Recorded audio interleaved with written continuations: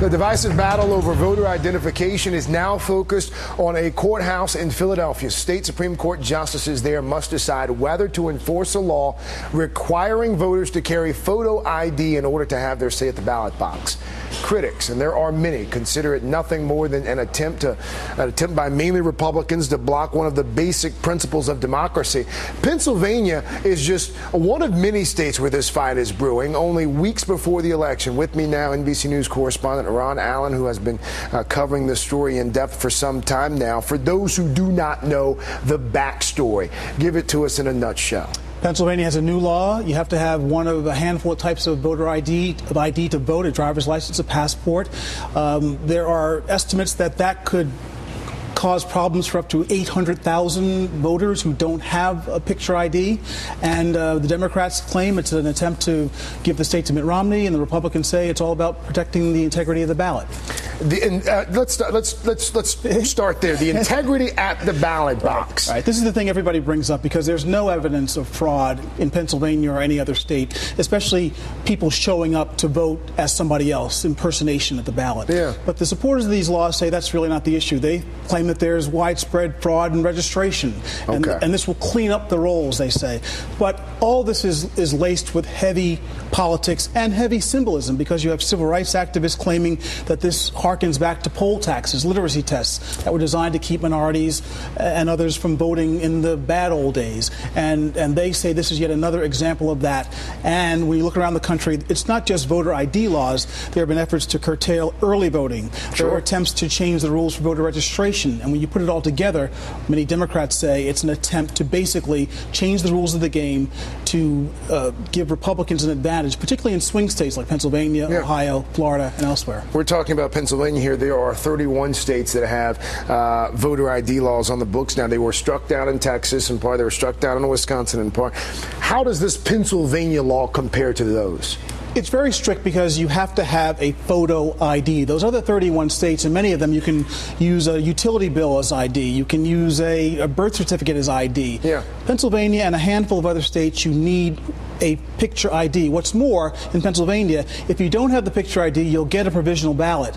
And the ballot will be counted only if you hand in a photo ID at some point down the line. So it's very tight. It's all complicated, but at the end of the day, that's what the opponents of this law are objecting to. They say that it will disproportionately affect minorities, elderly, students. In the case of students, the law says you need a college ID that has a specific expiration date. You'd be surprised there's a number of schools that don't do that. Right. And of course, in Pennsylvania and elsewhere, students voted heavily for President Obama. 6 Supreme Court justices in Pennsylvania. Any inclination at this point how they might go? In Pennsylvania, they happen to elect their judges. 3 are Democrats, 3 are Republicans. 1 can't vote because she's been charged with corruption. So a tie, it's likely to be a tie, and frankly, the law is likely to stand with a 3-3 tie, and the protests are likely to continue right up to Election Day. Ron Allen, thank you so much for that. Appreciate all your work on these stories, too. Thank you again, sir. I want to go ahead and bring in Kathy Cohen. She's a professor of political science at the University of Chicago. She is also founder of the Black Youth Project. Kathy, good afternoon to you. I know that you just released a study with some staggering numbers. 700,000, I understand 700,000 young minority voters could be left out of this November's election because of voter ID laws. How big of an impact is that? Well, I think it's incredibly significant. It's significant, I think, for 2 in particular reasons. One is just the number. If you think about 8 million young people of color voting in 2008 and 700,000, I mean, and that's a conservative estimate, 700,000 young people of color being denied the right to vote in 2012, you know, these are staggering numbers. But it's also, I think, staggering because what it means for our democracy. Since 2004, we've seen an increase in the number of young people of color who have gone to the polls to vote, and significantly among African Americans and Latinos.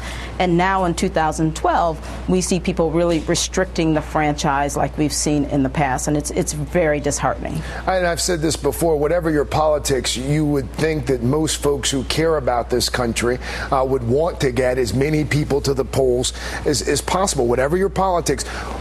Which groups are hurt most by this besides young people? Well, I think clearly, again, I want to emphasize young people, but young people of color who, for example, may be more mobile and therefore less likely to have the standard photo ID, state-issued ID that in fact will be required. We know that the elderly will also be impacted by these laws. We know that individuals with less income who are also more mobile will be less likely to kind of present the type of state-issued ID. And so we're really going to see kind of the demobilization of some of our most vulnerable and marginal citizens on Election Day. This is the question that a lot of folks ask who support these types of laws. Right. How hard is it, and why is it so hard for someone under the age of 30 especially to get a photo ID? Sure. Well, I think that's one question. Why is it so hard? But the other question is, why do we even have these laws? So let's answer the first question. It may not seem hard for those of us who get on airplanes all the time, who use credit cards and have to show a photo ID, but not everyone lives their life in that way. So we're not saying, in fact, that you have to kind of take airplanes to be able to vote. We're saying that this is a guaranteed right. For young people who might have, for example, a driver's license, it might not be a valid driver's license. It might not have their accurate information with regards to their address. Young people also are quite mobile, and so they may have their address from 2 apartments ago. Sure. So it's also the fact that many young people, there was a recent study from Circle that suggested that 44% of young people have no idea about if they need a photo ID or not. So it's not just that they don't have it. Many of them don't even know if they do need one and if they're going to be able to kind of get one in time to vote. Kathy Cohen, thank you so much for the insight, and thanks for the work that you're doing as well with the Black Youth Project. Thank you. Have a great weekend.